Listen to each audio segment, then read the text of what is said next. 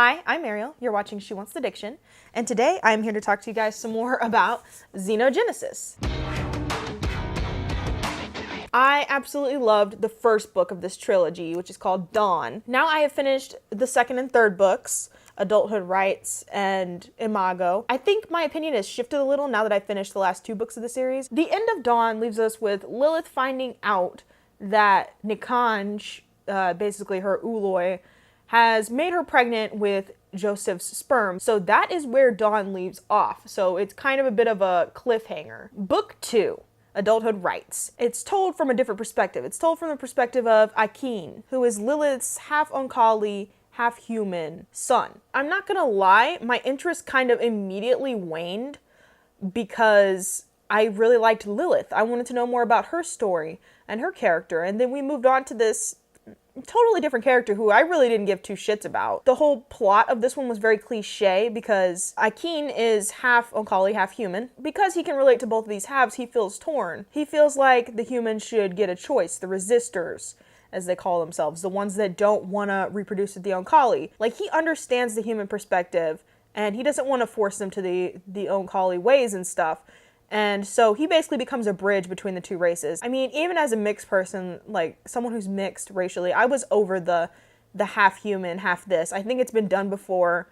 It's been done better. The thing that comes maybe to the forefront of my mind is the character of Mr. Spock. I've always loved Spock as a character. I think that's really a much better example of the mixed alien and human heritage. The last two books really harp hard on the fact that humanity's problem is that they are intelligent, but they're also hierarchical. Jesus, that's a word. So it really harps on that over and over and over again. And it's like, I get it. We get why humanity's bad. It's very evident. You don't have to keep saying it. If you thought that the second book was jarring, switching perspectives, the next book jars you again because it's told from the first person. This story follows one of Lilith's children. It is the first construct Uloi, which means that either they're human born, and then when they undergo their transformation, they will look more Oankali, or they are Oankali born, and then when they undergo their transformation, they will become more human. Is a genderless being, does all the DNA manipulation, healing. So it is the first one that has humanity in it. Mostly the book is about needing to mate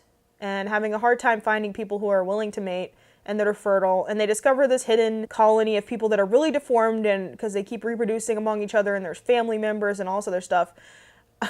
It's a mess, honestly. So they're really deformed and they have like boils and all kinds of terrible diseases and stuff where their skin sloughs off and ugh. So he ends up discovering this kind of village and mating with two people from that village, curing them, convincing them over to his side, and then basically convincing the rest of the village to either come on over and go to the Mars colony or be part of the Oankali. And the thing that really bothers me is that the constructs have a need to mate, or they start to deteriorate. They're unable to hold their shape. Their seduction is talked on like all throughout the books, but the constructs especially, they can shift forms, and they'll shift forms to be more pleasing to whatever humans they're trying to mate to. So basically kind of seduce them that way, along with like the sort of like neurochemicals or pheromones or whatever you want to call it. I mean, they basically seduce these humans, and the more that I was like reading, the more that I like started to really just hate the Oankali, because in a way I feel like it's an allegory for rape.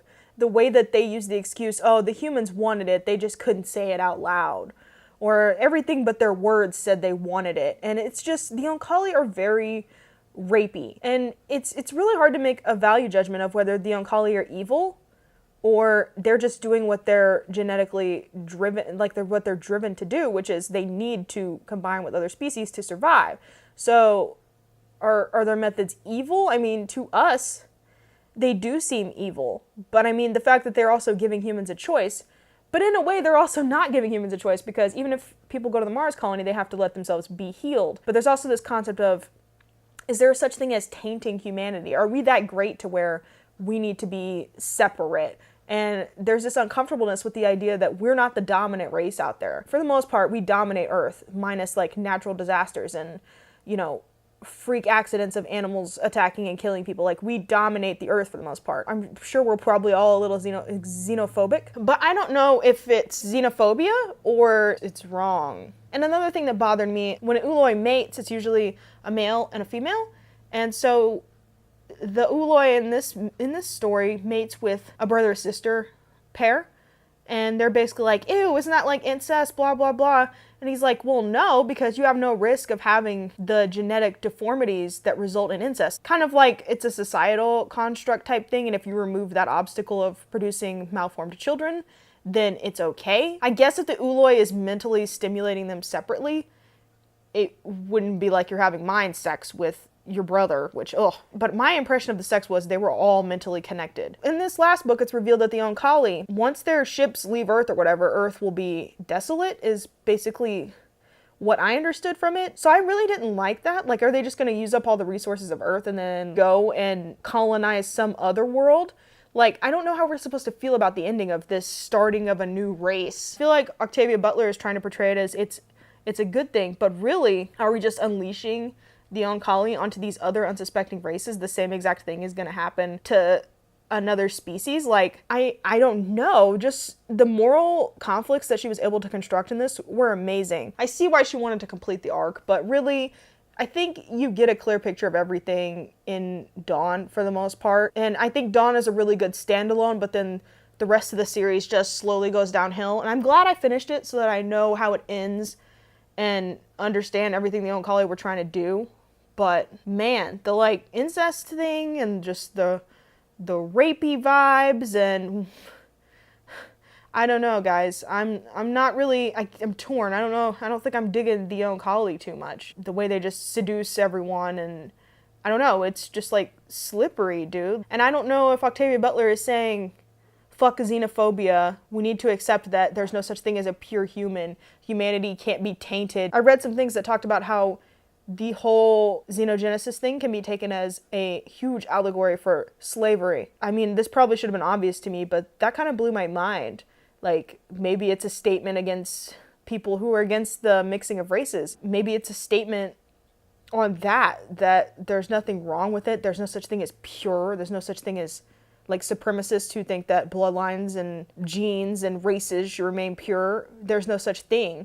It's just using an extreme like aliens to like make us very viscerally feel that and have that reaction to it. I would be repelled if someone said, you know, black and white shouldn't mix. I mean, I'm a child of racial mixing, and my parents, they did go through discrimination for being together at a time when it still wasn't widely accepted.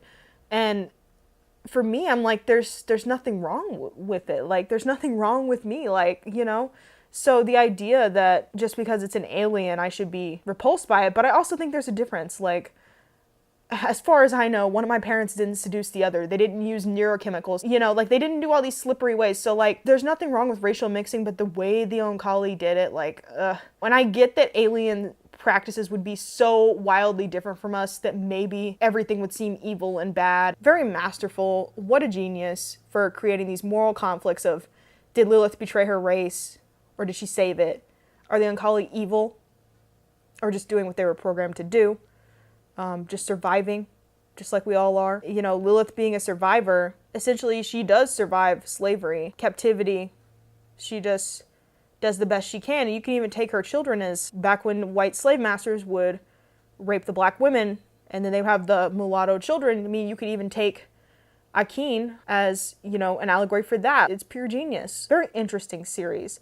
I did get a little tired of the alien sex and the intricacies of that, and construct this, and human-born this, and Oankali this.